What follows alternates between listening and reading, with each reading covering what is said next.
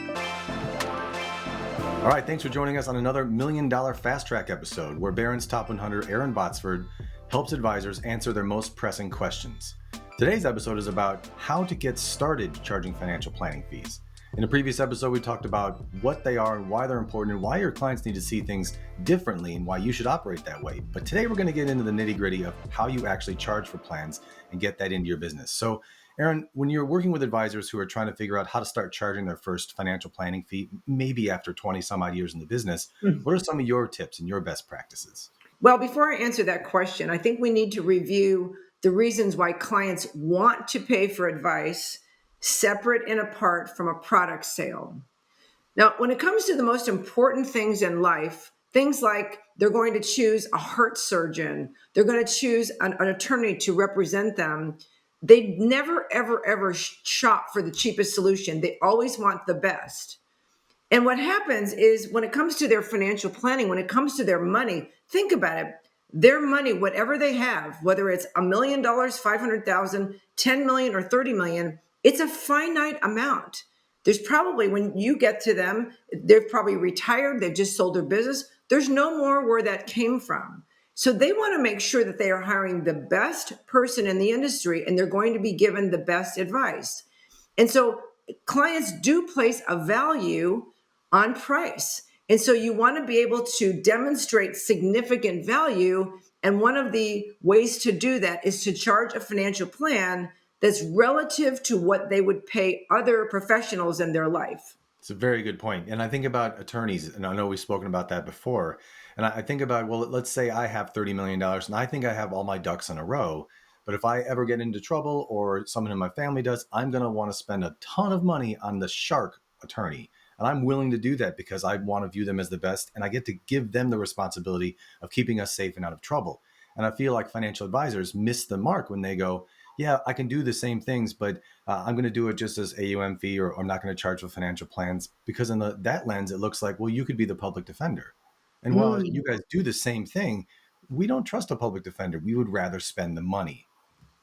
That's right.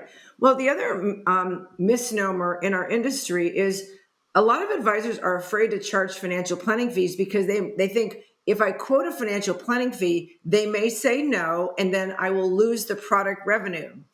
But in fact, what I found in practice in 31 years is that once you make your case why you are the best financial planner solution for them, when you quote their fee, whether it's $2,500 or $25,000, what I found in practice is that when they write you that check upfront in advance for financial planning, what that basically does, I don't want to say it guarantees all your product sales, but it ensures your product sales, because what they're telling you, you've made your case up front, is they're telling you when you come back with your recommendations, assuming your recommendations are sound, we're going to take your advice. We are going to buy your product or your service, your insurance policy, whatever it is you tell them.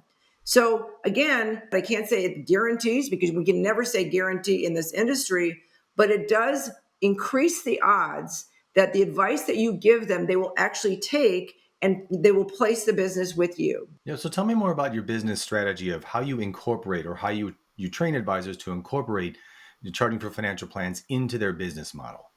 Right. We have to think about, we are in business and we have to make a living. And so a lot of times I'll ask an advisor just point blank, okay, in order for you to take on a client, how much revenue must that client produce in order for that to be a good use of your time? And a lot of times they'll say, well, they'll think about it. And a lot of advisors have never really thought about it, but they'll come out with an answer like this. Well, in order for any specific client to be a profit center for my business, then I have to make at least X amount of dollars. Maybe it's I have to make $5,000 per year, or I have to make $10,000 per year. And if you start there, that gives you a basis for evaluating whether this is a good relationship for you to take on. Because remember, it's not just the client's decision whether they're going to hire you or not. You are also part of that decision. You have to evaluate whether that's going to be a good client for you, whether they are going to take your advice, or whether they're going to argue about it, or whether it's going to be a waste of your time. So one way to delineate that is to say, okay, in order for me to take on any client sitting in front of me, I've got to see that there's at least $10,000 in revenue. So again, let's say they come in and they've got $500,000. The question is, can you take that client on?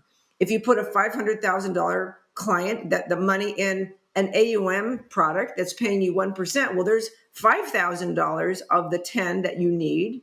Well, the question is, will they pay you the other 5,000 per year for your advice? If the answer is yes, then you can consider taking that client on. If the answer is no, they're not willing to pay you that extra $5,000 for your advice, then chances are that's not a good fit for your business. So again, it has to come down to what type of client is a good fit for your business, and can you take them on and still keep the doors open and make it a profit center for the business? I think that's such brilliant advice. And I think a lot of that's counterintuitive to what advisors are used to doing, because we want to serve. We want to be able to help because we have knowledge that not a lot of other people have. And at the same time, we're taking on clients that are beneath the minimum levels that we want in our business. And so I love that you put it that it's not when we work together, if you guys choose me as the advisor, it's also if I choose you as the client, Yeah, because I have a minimum and I need to build a business that can help more people, and I can't use all my bandwidth saying yes to everyone. correct. So I think that's brilliant. What are some of the ways that you know you've got a great client and they're ready to pay a financial plan right up front, right in that meeting? Well, I'll give you an example. One of my students, his name is Justin, and he had never charged financial planning fees. He'd been in business for like 15 years, and his average client gave him somewhere between $2 and $3 million a year. Well, he enrolled in our program, and about 5 weeks into the program, he had the opportunity to get in front of a $40 million prospect. And he told me point blank, he said, Erin, had I not been enrolled in your program, I probably wouldn't have taken the meeting because I didn't know what to say to a $40 million prospect. But he told me he stayed home, he binge watched what we call our secret sauce, and he got ready for the meeting. When he got there, he did what we call our approach talk with this business owner. He focused on, again, the risk side of the balance sheet. He demonstrated that this man had some vulnerabilities that could cause catastrophic failure in his overall plan. By the time he was done, the gentleman said, okay, Justin, what's it going to take to solve these problems? In fact, he was asking Justin, what's your financial planning fee? Now, in this case, when you are in front of a $40 million prospect or that size opportunity, Justin told me, he said, Erin, I could hear your voice in my head. And I would always say in that opportunity, you have to say the largest number that can come out of your mouth. And in this case, he said, my annual financial planning fee will be $44,500. And the guy responded, done. Now, keep in mind, Blake, if Justin said all of a sudden, again, we got Justin and his conversation to be a very high level conversation on par with this man's other trusted advisors, on par with what his attorney may have discussed with him or his CPA may have discussed with him. Had Justin said, okay, great. And by the way, I work for free, that guy would have been, oh my gosh, hey, little boy, bye bye. Because trusted advisors, people whose advice we value, they don't work for free. And even if Justin would have said in that opportunity, if he said, my financial planning fee will be, he stumbled and he said, it's going to be $7,500 or $2,500, whatever he would have said that was less than that, the guy would have been like, let me think about it. And those are the worst words you can hear. Let me think about it. So when you get in a situation like that, you have to quote a fee that would be on par with what this person in front of you would expect to pay their most trusted advisors, their attorneys, their CPAs. This particular client probably spent hundreds of thousands of dollars paying attorneys and CPAs, and he would certainly expect to pay $44,500 to this advisor. Sort of in closing, it feels like how to charge for financial planning fees is really twofold. One is just to start charging, just to say your minimum financial planning fee and put it out there. But before you do that, the second, really most important, is to have a deeper level conversation so you present yourself as a financial director and more than just a money manager. So you get that prospect and client to go, wow, I need your advice. I need your guidance. I'm willing to pay for that, right? So it feels like that's the best way to go about doing it, is just have those deeper level conversations, and then just say the number that comes out of your mouth to get that client to say yes to you. When you're listening to this, here's what my best advice is. Start, like you said, Blake, start now.